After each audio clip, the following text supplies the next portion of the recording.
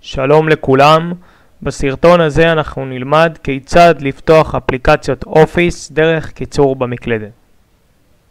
אז כדי לפתוח אפליקציות אופיס דרך קיצור במקלדת, מה שנצטרך לעשות זה להקיש Shift Ctrl Windows Alt ועל האות הראשונה שמייצגת את האפליקציה שברצוננו לפתוח. מה זה אומר? למשל, אם ברצוננו לפתוח אפליקציית וורד, נקיש Shift Ctrl Windows Alt W.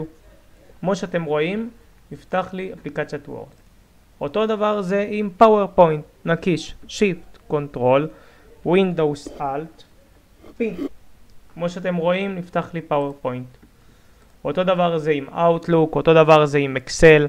אז אם אהבתם את הסרטון הזה, תשתפו חברים, תגיבו לי פה בתגובה למטה, תעשו לייק לסרטון, יירשמו למנוי שלי, וניפגש בסרטון הבא.